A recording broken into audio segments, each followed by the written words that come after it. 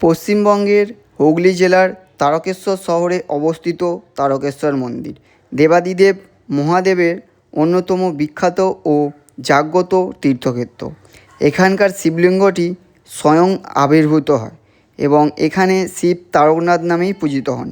লোককথা অনুযায়ী রাজা ভরমল্ল স্বপ্নে আদেশ পেয়ে বনের মধ্যে এই লুকোনো শিবলিঙ্গটি আবিষ্কার করেন এবং সেখানেই নির্মাণ করেন। ভক্তদের বিশ্বাস এখানে নিষ্ঠা ভরে মানত করলে বাবা তারকনাথ সমস্ত মনস্কামনা পূরণ করেন। তারকেশ্বরের শ্রাবণী মেলা বা শ্রাবণ মাসের যাত্রা পশ্চিমবঙ্গের একটি অত্যন্ত পবিত্র ও জনপ্রিয় তীর্থযাত্রা।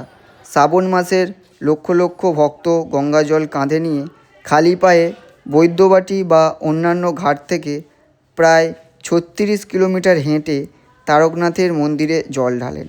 এটি বিশ্বাস এবং ভক্তির এক মিলনক্ষেত্র। আজ ২৮শে জুন ২০২৬, সময় সকাল ১০টা। ফুলগাছিয়া থেকে শেওড়াফুলির দূরত্ব প্রায় ৬০ কিলোমিটার। যেতে আমাদের সময় লেগেছিল প্রায় ২ ঘন্টার মতো। রাস্তায় আমাদের সাথে দেখা হয়েছিল কিছু বাবার ভক্তদের। থেকে বেরিয়ে এসে আমরা এখন যাচ্ছি এই যে রোড ধরে নিমাইঘাটের উদ্দেশ্যে। আর এখানে চারিদিকে দেখতে পাচ্ছি মোটামুটি ভক্তরা চলে এসেছে আজকেই, কারণ কাল সোমবার, কাল পূর্ণিমা, তো সেই জন্যই আজকে সবাই চলে এসেছে আগে থেকেই। এখন বাজে 2টো। আজ ২৮শে জুন আর আমরা এই মুহূর্তে রয়েছি কিন্তু নিমাইঘাটে। এখন এখানে কিন্তু দেখতেই পাচ্ছ প্রচুর পরিমাণে ভিড় হয়েছে। এর একটাই কারণ, আজ রবিবার ২৮শে জুন আর আগামীকাল হচ্ছে চান পূর্ণিমা, তো সেই কারণেই কাল সোমবার। তো সকল দর্শনার্থীরা কাল কিন্তু বাবা তারকেশ্বরের মাথায় জল অর্পণ করবেন, তো সেই কারণেই কিন্তু এত ভিড়।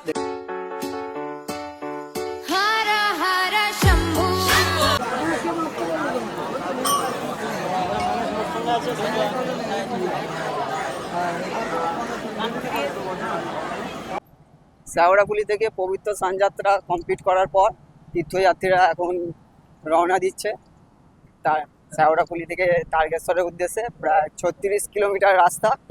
প্রায় 4টে বাজে আর 4টে থেকে কিন্তু হাঁটা যাত্রা শুরু হয়ে গিয়েছে। সবাই যে যার কাঁধে বাঁধ নিয়ে রওনা দিচ্ছে তারকেশ্বরের উদ্দেশ্যে। প্রায় 5 কিলোমিটার আসার পরেই পড়বে এই যে লোকেশনটা, যেখানে কিন্তু দুদিকেই এরকম সুন্দর গাছে ঘেরা। আর এখানে হাঁটার জন্য কিন্তু তীর্থযাত্রীদের খুবই সুবিধা, কারণ এখন এই এত গরমে দুপুরের মধ্যে হাঁটাটা খুবই কষ্ট হয়, কারণ পুরো রোডটাই কিন্তু একদম গরমে তেতে একদম পায়ে খালি পায়ে হাঁটতে যারা তারাই বুঝতে পারবে এখন যে কতটা কষ্টের মধ্যে দিয়ে তীর্থযাত্রাটা করতে হয়। চারিদিকে এরকম সুন্দর সুন্দর গাছ। অনেকে কিন্তু এখান থেকেই টোটো নিয়ে চলে যাচ্ছে। শেওড়াফুলি থেকে প্রায় 10 কিলোমিটার রাস্তা আসার পরেই এখানে কিন্তু দেখতে পাবে এখানে একটা বাঁক রয়েছে। বাঁকটা আমি দেখাচ্ছি। দুদিকে দুটো রাস্তা চলে গিয়েছে। এই যে হচ্ছে রাস্তা, দুদিকে দুটো রাস্তা চলে গিয়েছে। এই বাঁ দিকেরটা হচ্ছে ডাকাতখালি চলে যাবে আর ডান দিকেরটা হলে সোজা তারকেশ্বর চলে যেতে পারবে। তো আমরা ডাকাতখালি হয়ে যাব। এই বাঁ দিকের রাস্তা ধরে আমরা যাচ্ছি, কারণ আমরা ডাকাতখালি হয়েই যাব, তো সেই জন্যই আমরা বাঁ দিকটা নিয়েছি। এটাই হচ্ছে সেই মন্দির, আর ভেতরে যাব এবং দেখব। হুগলি জেলার সিঙ্গুরের পুরুষোত্তমপুর এলাকায় অবস্থিত এই ডাকাতকালী মন্দির। রঘু ও গগন ডাকাত একসময় সারদা দেবীকে আটক করেছিলেন। তখন স্বয়ং মা কালী আবির্ভূত হয়ে তাদের নিবারণ করেন। এই অলৌকিক ঘটনায় ভীত হয়ে তারা ডাকাতি ছেড়ে দিয়ে এই মন্দিরটি প্রতিষ্ঠা করেন। পরবর্তী সময়ে বর্ধমানের মহারাজার উদ্যোগে বর্তমান মন্দিরটি তৈরি হয়। এই মন্দিরটি এখন বর্তমানে তারকেশ্বর যাত্রীদের হয়ে উঠেছে বিশ্রামস্থল। যে মন্দিরের পাশেই রয়েছে কিন্তু অনেক দোকান। এইগুলো কত করে? এইগুলো কত? 10 টাকা।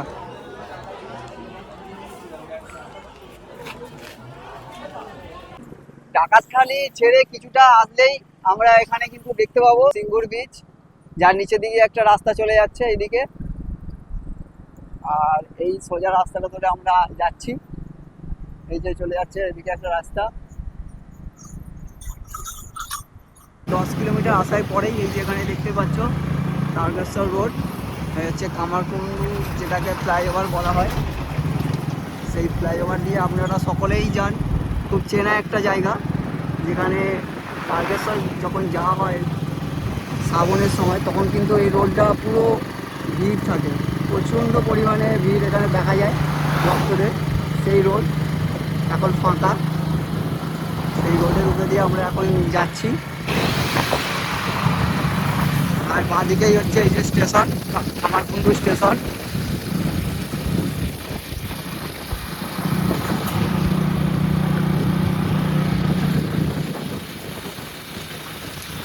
জুম করে দেখাচ্ছি আমি, এই হচ্ছে কামারকুণ্ডু স্টেশন। আর এই ফ্লাইওভারের উপর দিয়ে আমরা যাচ্ছি। বাঁদিকটা দেখালে ভালো।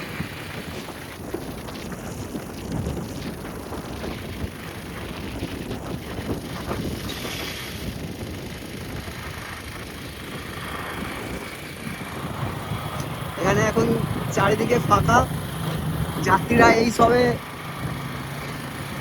শেওড়াফুলি থেকে বেরিয়েছে, কারণ এখানে আসতে তাদের প্রায় 4 থেকে 5 ঘন্টা লেগে যাবে। তো আমরা তো বাইক নিয়ে আসছি, তো সেই জন্য আমরা এত তাড়াতাড়ি চলে এসেছি।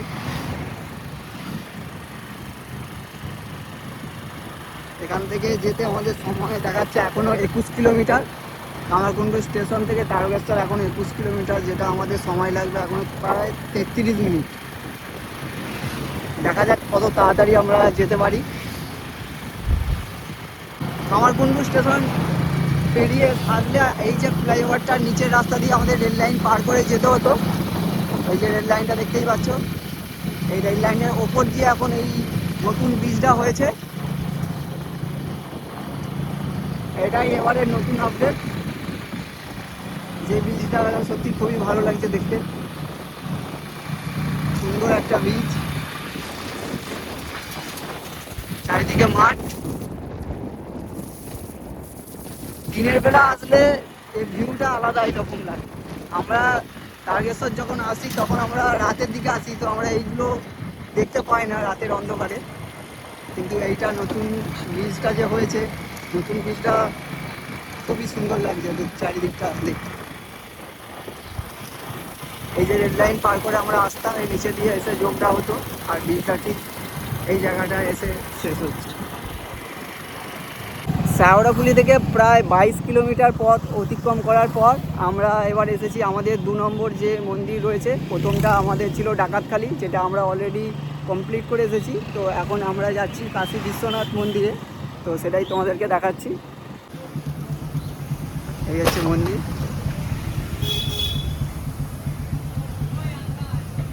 এখানে কিন্তু প্রচুর এইরকম থাম করা রয়েছে, যেখানে কিন্তু ভক্তরা এসে তাদের বাঁকটা রাখার জন্য এই যে জায়গাটা করা রয়েছে। হুগলির মালিয়া অঞ্চলেই রয়েছে এই কাশী বিশ্বনাথ সেবা সমিতি ও মন্দির, যেটি বাবা তারকনাথের মন্দির হিসাবে বিখ্যাত এবং বাংলার অন্যতম প্রধান শৈব তীর্থ। এই মন্দিরটি খুবই সুন্দরভাবে সাজানো রয়েছে, এর চারিপাশটা দেখলেই আপনারা বুঝতে পারবেন। আর এই মন্দিরের সবথেকে সুন্দর একটি মূর্তিও রয়েছে, যেটা এই সিঁড়ি দিয়ে ওপরে উঠলেই আপনারা কিন্তু দেখতে পাবেন। যখনই ভক্তরা এখানে আসেন এই মন্দিরে কিন্তু একবার দর্শন অবশ্যই করে যান। শেওড়াফুলি থেকে প্রায় 30 কিলোমিটার পথ অতিক্রম করার পর যখন আমরা ঠিক এই জায়গাটায় আসি, কিন্তু আসার পর আমাদের কিন্তু একটা আলাদাই শান্তি মেলে। এখানে এসে মনে হয় যেন যে আর মাত্র কয়েকটা ধাপ, তারপরেই কিন্তু আমরা চলে যাব। আর এই যে ওয়েলকাম গেট তারকেশ্বরের, এখান থেকে তারকেশ্বর কিন্তু মাত্র আর 6 কিলোমিটার।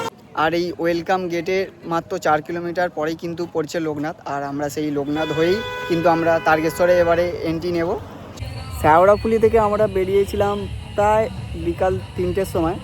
প্রায় 2.5 ঘন্টা ড্রাইভ করার পর অবশেষে আমরা চলে এসেছি মন্দিরের গেটে। মন্দিরের গেটটা দেখাচ্ছি, হচ্ছে সেই তারকনাথের মন্দিরের গেট। এবার আমরা এখান থেকেই এন্ট্রি নেব এবং ভেতরে যাব এবং গিয়ে দেখাবো। এখন কিন্তু পুরোপুরি ফাঁকাই আছে, সেরকম ভিড় তো থাকবে না এই সময়।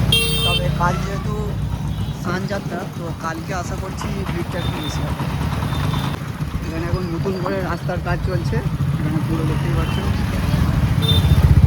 চারিদিকে খোলা হয়েছে, এখানে ঢালাই চলছে,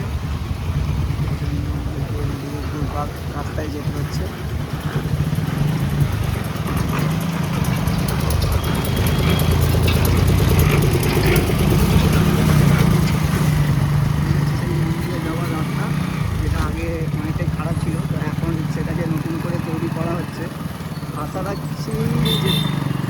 মাসের আগেই মোটামুটি রাস্তাটা কমপ্লিট হয়ে যেতে পারে।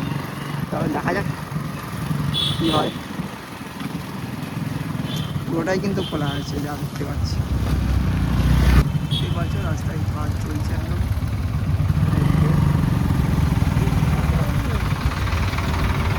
হচ্ছে পুলিশ স্টেশন, আর এখান থেকে এই ডান দিকে যাবো। এইদিকে মন্দির দেখা যাচ্ছে, জল ঢালার লাইন। এখন পুরো ফাঁকা।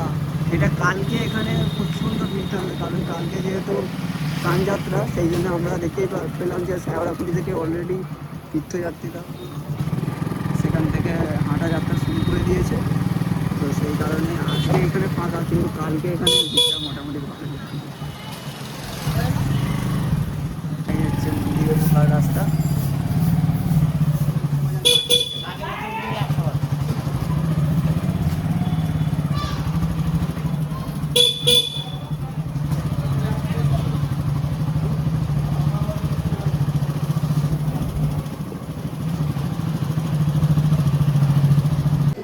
এই হচ্ছে সেই তারকেশ্বর মন্দির, দেখতে পাচ্ছ নতুন করে সেজে উঠেছে, দেখেই মনে হচ্ছে সব কিছু নতুন। চারিদিকটা আমি ঘুরে দেখাচ্ছি।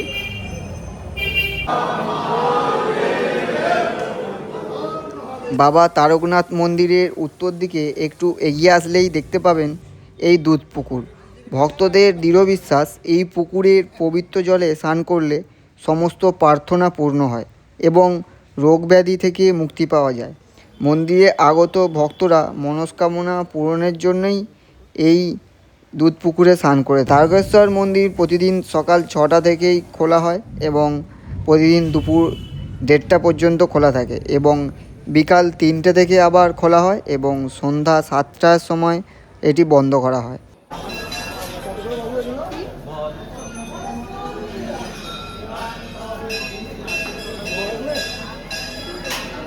মন্দিরের চারপাশের রাস্তাগুলোতে প্রচুর ছোট বড় দোকান রয়েছে। প্রতিটি দোকানেই শিব পুজোর জন্য প্রয়োজনীয় তাজা ফুল, বেলপাতা, ফল ও মিষ্টি থেকে শুরু করে সমস্ত রকমের জিনিস আপনারা পেয়ে যাবেন। এখান থেকেই আপনারা পুজো দিয়ে দিতে পারবেন। হাতে রয়েছে আর মাত্র কয়েকটা দিন, তারপরেই কিন্তু শ্রাবণ মাস আসতে চলেছে। আর আপনারা কারা কারা শ্রাবণ মাসে বাবা তারকেশ্বরের কাছে জল ঢালতে আসছেন অবশ্যই কিন্তু কমেন্টে জানাবেন। আজকের ভিডিওটা আমি এখানেই শেষ করছি। ভিডিও ভালো লাগলে লাইক, কমেন্ট এবং শেয়ার করবেন, এবং আপনারা যারা আমার চ্যানেলে নতুন রয়েছেন চ্যানেলটা সাবস্ক্রাইব করবেন। ফিরে আসছি আবার নতুন কোনো ভিডিও নিয়ে। সবাই ভালো থাকবেন, ধন্যবাদ।